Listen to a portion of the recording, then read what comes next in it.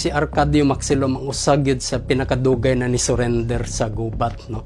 Daganan ka ng mga leader sa anti-Spanish nga war before that nga murag mas nauna sa pag-surrender, pero lahi si Maxilom kay medyo dugay gid sa ni surrender, no. So niaway gid sa kontra sa mga Amerikano, no.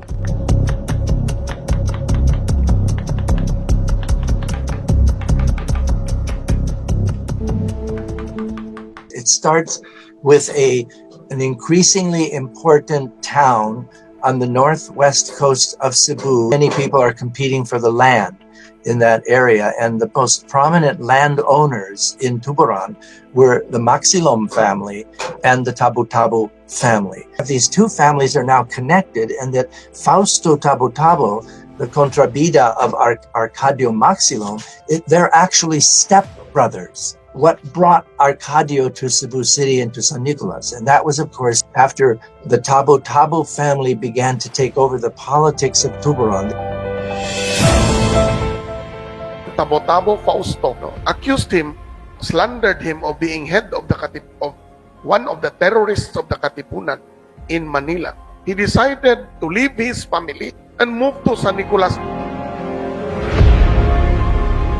Maxilom's educational level was much less. We realized that he worked closely with the parish priest of Tuburan, a man named Father Mauricio Esmero. Esmero was very influential in teaching Spanish to Arcadio Maxilom, so he was educated locally. He is a leader from the town of Tuburan who comes to the city of Cebu towards the end of the 19th century.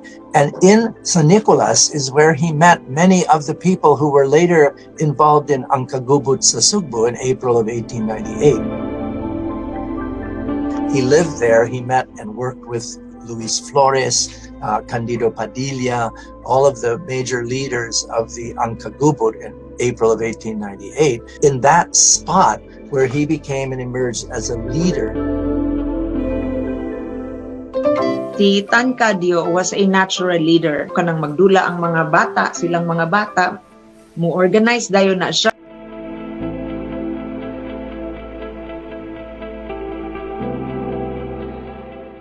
Spanish Guardia Civil occupied Tuburan. He observed tyrannies, abuses from the Guardia Civil to the extent of molesting women.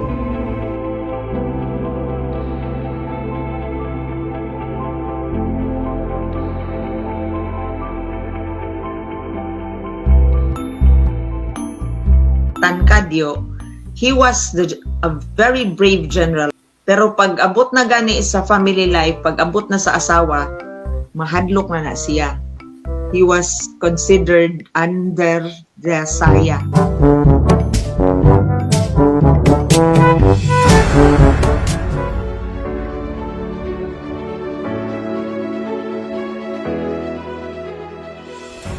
He continued his march to the town of Tuburan together with 30 people. He entered the town and warned the civil guards, surrendered without shedding blood.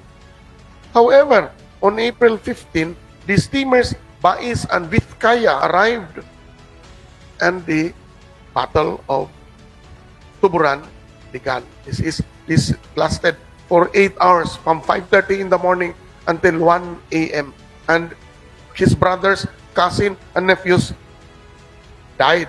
This combat left the town deserted, and because of the anger of the cazadores, they burned the entire town, but they saved the church, the convent, and the kamarin of Fausto Tabu-Tabu.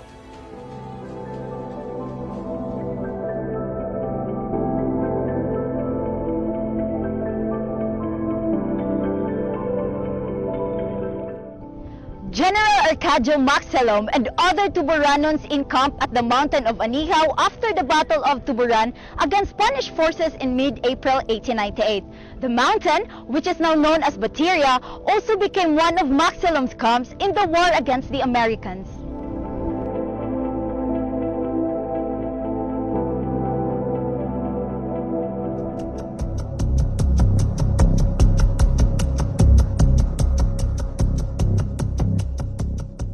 Ako lang gipakita diri ang usa ka murag scene sa gubat, no? Kay si Maxilo manggod daghan man ni siya kaning battles, no? Kay gikan sa katong ilang revolusyon kontra sa mga Spaniards, no? And then sa kuan pod ang ilasang kaning gubat kontra sa mga Amerikano. Makita diri nga si General Maxilo murag ni emerge siya, no? murag siya ni saka gikan sa trenches, murag medyo maalam sad sila gamay sa kaning art of war, no?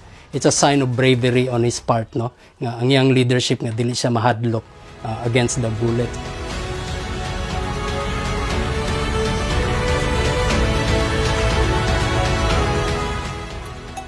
In almost encounters he has, always victorious.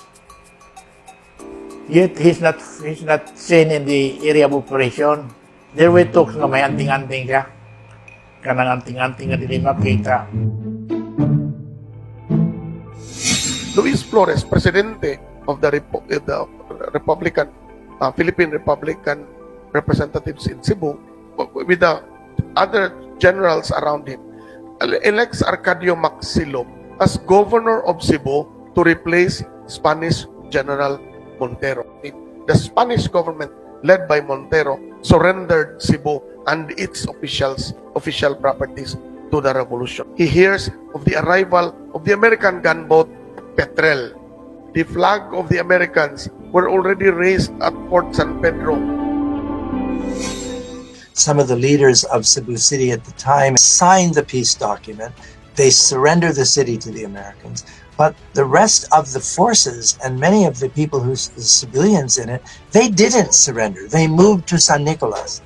Then when the Americans spread out into San Nicolas, they moved to El Pardo. Maxilom has not himself surrendered, but many people in Cebu City had surrendered.